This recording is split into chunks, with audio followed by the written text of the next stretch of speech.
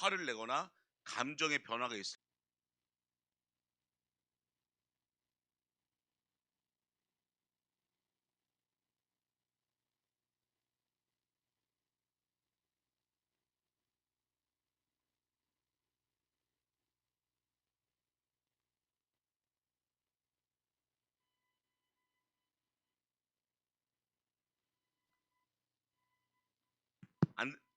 이제 들리네. 안 들린다고 권사님한테 문자가 왔어요. 자, 지난 시간에 이어서 베드로가 시험에 빠진 이유에 대해서 계속 살펴보도록 하겠습니다. 베드로는 왜 시험에 빠졌을까요? 첫째, 깨어 기도하지 않았기 때문에 시험에 들었습니다. 여러분들은 시험에 들 수가 없습니다. 깨어서 기도하고 있으니까. 둘째는 좋지 못한 교제를 통해서 영향을 받았기 때문입니다. 오늘 본문에서 베드로는 악한 계집종, 그리고 다른 본문에 보면 하속들, 누굴까요? 바로 예수 그리스도를 아직도 안 들린다는데요. 아직도 밖에서 저기 온라인으로 들으신 분들은 안 들리신다고 합니다. 그 하속들, 그러니까 예수 그리스도를 십자가에 못 박기 위해서 대제사장과 한 통속이 되어 가지고 어떻게든 죄명을 붙이려고 했던 그 하속들, 계집종들, 바로 그 부정적인 사람들과 교제했기 때문에 그렇게까지 얘기하지 않았어도 됐는데 결국에는 베드로는 저주까지 해버리는 그 엄청난 뭐 죄를 저지르죠. 그리고 나서 이후에 예수의 말씀이 생각나서 내가 이렇게까지 하지 않았어도 됐는데라고 회개하면서 울부짖는 장면이 나오지 않습니까? 그래서 보면 잠언 22장 24절에 보면 노를 품는 자와 사귀지 말며 울분한 자와 동행하지 말지니라고 되어 있지 않습니까? 싸움이 만약 일어나거나 누가 화를 내면 잠깐 밖에서 혼자 돌고 오면 화가 가라앉은 다음에 그렇게 그 사람과 얘기하는 것이 훨씬 더 좋고, 또 어느 얘기는 그런 얘기 있지 않습니까? 결정을 할 때 절대로 화를 내거나 감정의 변화가 있을 때 결정을 하면 안 된다. 가장 큰 손해를 보게 되는 것이죠. 너무 기쁠 때, 너무 슬플 때, 너무 화가 날 때 결정을 하게 되면 그 결정은 반드시 좋은 결정이 안 되는 것이죠.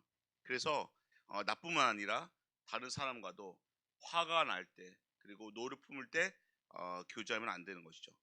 또한 내가 선하더라도 악한 자와 교제하면 결국 멸망의 길로 가게 되는 것이 역대하 20장 35절에 나오는데요.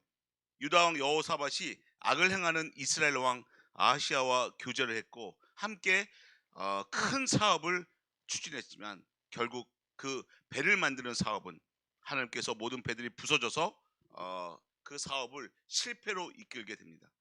역대하 20장 35절에 유다 왕 여호사밧이 나중에 이스라엘 왕 아하시아와 교제하였는데 아하시아는 심히 악을 행하는 자이었더라. 두 왕이 서로 결합하고 배를 지어 다시스로 보내고자 하여 에시온 게벨에서 배를 지었더니 마레서 사람 도다와 후의 아들 엘리에셀이 여호사밧을 향하여 예언하여 가로되 왕이 아하시아와 교제하는 고로 왕이 악한 사람과 교제하는 고로 여호와께서 왕의 지은 것을 파하시리라 하더니 이에 그 배가 파상하여 다시스로 가지 못하였더라라고 되어 있습니다. 사실 이 그 여호사밧 왕은 그 대부분의 이렇게 우상 숭배하는 신전을 다 없앴지만 지방에 있는 신전들은 다 없애지 않고 그대로 남겨두었습니다. 어찌 보면 이 사람이 악한 자 이스라엘 왕과 교제했던 것은 그 신앙에, 그러니까 우상 숭배하는 그것들을 다 없애지 못한 그것이 자기 안에 있었기 때문에 결국 그와 교제하지 않았나, 저는 그런 생각을 합니다. 교회에서도 보면 꼭 시험 드는 사람은 시험 들 사람, 부정적인 사람은 부정적인 사람들과 어쩌면 그렇게 둘이 앉아서 교제를 하고 있는지 그런 걸 저도 보게 되는데요. 그래서 저도 내 주변에 지금 누가 있는가, 내 주변에 있는 사람들을 보고 나를 돌아볼 수 있구나. 만약에 내 주변에 부정적인 말을 하거나 부정적인 영향을 주는 사람이 있다면 내가 갖고 있는 믿음으로 이겨낼 수 있다고 생각하는 것은 큰 오산이죠. 절대로 이겨낼 수 없습니다. 그러면 그때는 어디로 가야 되느냐? 주 앞에, 하나님 앞에, 복음 앞에, 말씀 앞에 차라리 혼자 1대1로 교제하는 게 낫죠. 그리고 나서 다시 나오면 긍정적인 사람들이 나에게 오는 것을 저도 가끔 보게 되는데 오히려 혼자 있는 것이 나을 때도 있지 않은가. 그래서 정말 교제를 함부로 하면 안 됩니다. 이와 같이 좋지 못한 교제는 시험의 원인이 되기도 하고 심지어 멸망의 길로 갈 수도 있다는 것을 우리는 알겠습니다. 내 능력으로 상대방의 부정적인 것을 다 이겨낼 수 있다. 절대로 이겨낼 수 없습니다. 그렇다면 좋은 교제란 어떤 것일까요? 첫째, 복음으로 교제하는 것입니다. 빌립보서 1장 5절에 보면 첫날부터 이제까지 복음에서 너희가 교제함을 인함이라.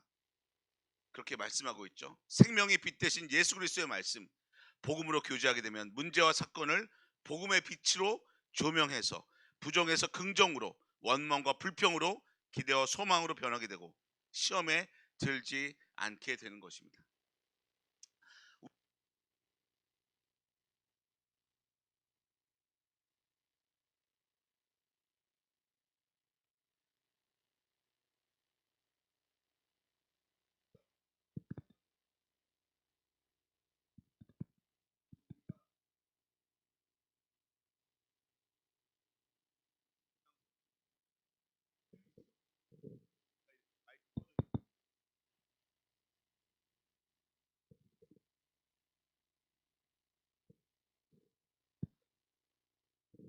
중간에 이게 허들이 생기면은 걱정이 되거든요.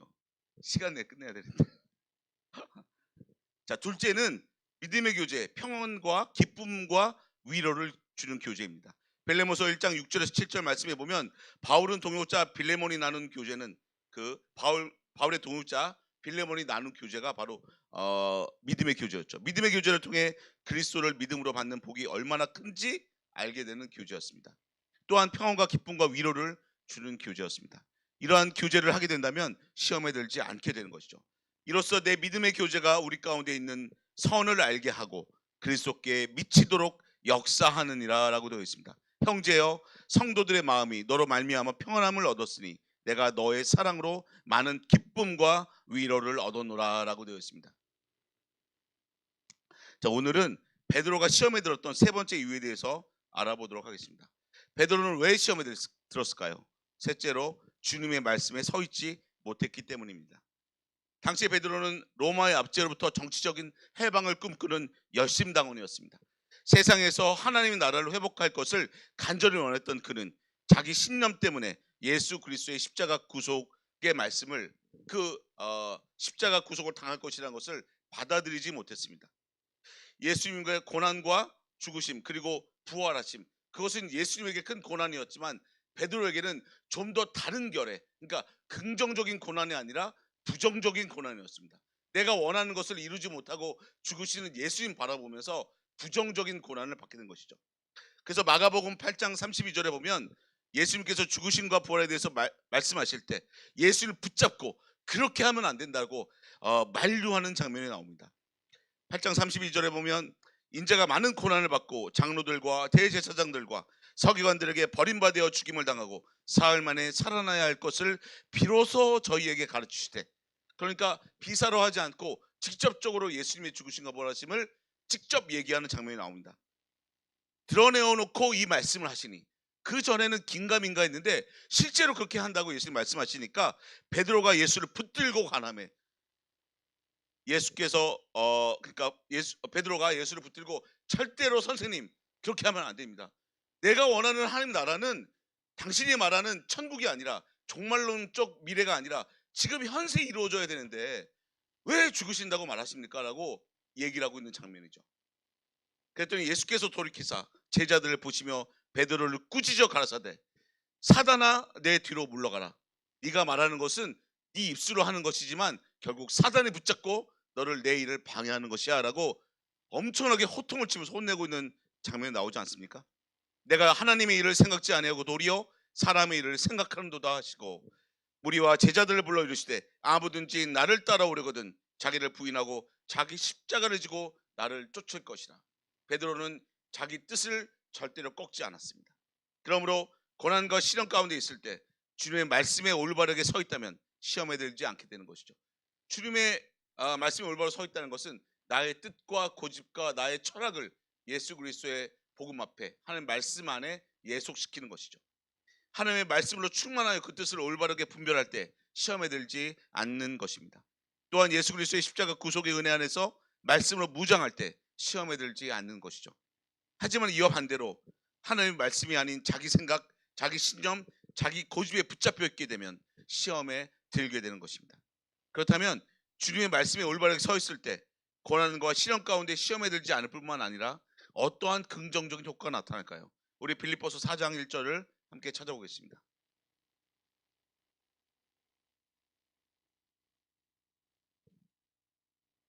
빌립보서 4장 1절에 그러므로라고 시작하고 있습니다.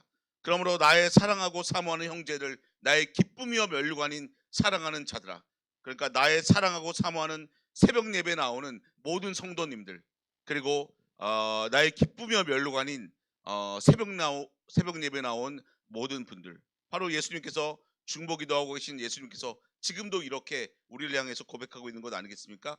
자, 이와 같이 주 안에 서라라고 말씀을 시작하고 있습니다. 이와 같이 설하라고 사도 바울은 빌립보의 교인들에게, 예수님은 오늘 새벽 예배에 나온 여러분들에게 권면하고 있습니다. 성도가 주 안에 서 있을 때, 주님의 말씀에 서 있을 때, 주님의 말씀에 내 뜻과 생각을 예속시키고 순종할 때 어떤 효과가 나타나게 되느냐?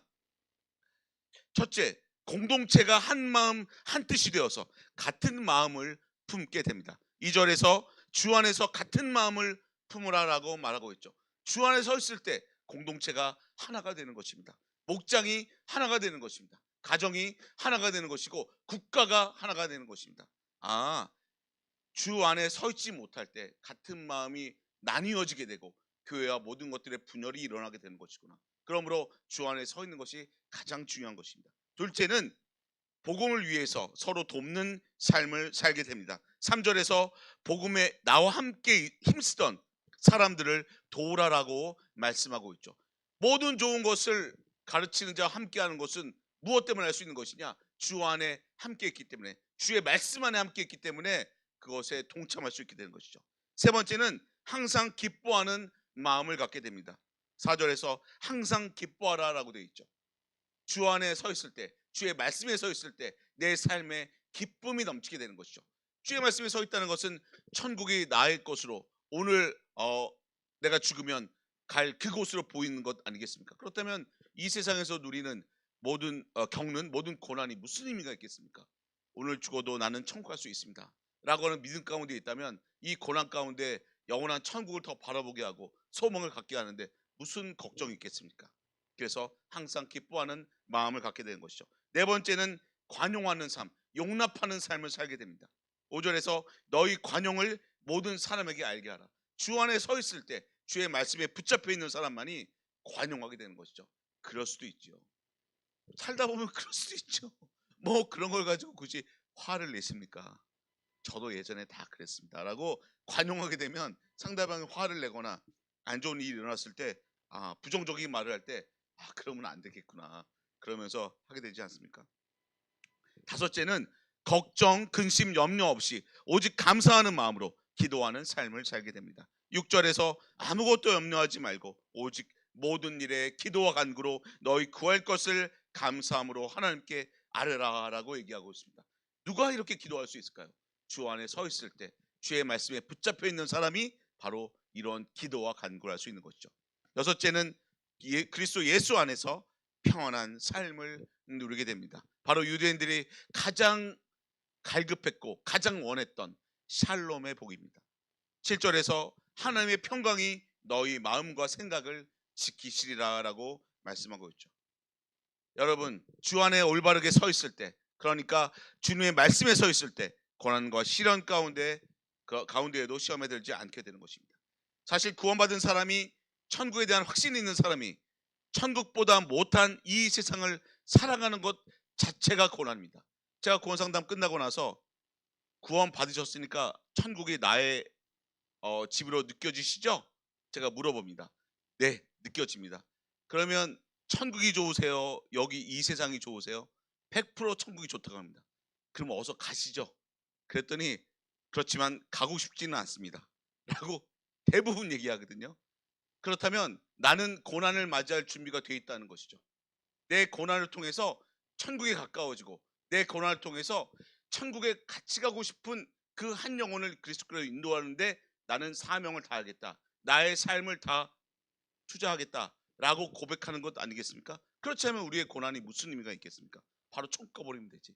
그러니까 사명이 끝날 때 하나님이 바로 천국에 데려가 버리는 거죠. 왜냐하면 좋지 못한 세상에 더 이상 내 자식을 두고 싶지 않은 거죠. 내 자식을 좋지 못한 세상에, 고난받는 세상에 둔다는 것은 어떤 목적을 이루기 위한 것이죠. 그 목적을 통해서 더 좋은 상급을 주시고자 하는데, 만약에 내가 그런 상급을 쌓는 삶이 아니라 천국을 소망하면서 고난 가운데 시험에 계속, 그러니까 고난 가운데 시험에 들지 않고 상급을 쌓는 것이 아니라 고난 가운데 계속 시험에 빠져. 고난 시험, 고난 시험. 그러면 하나님은 안 되겠다, 차라리 데리고 오자. 데려가 버리는 거죠.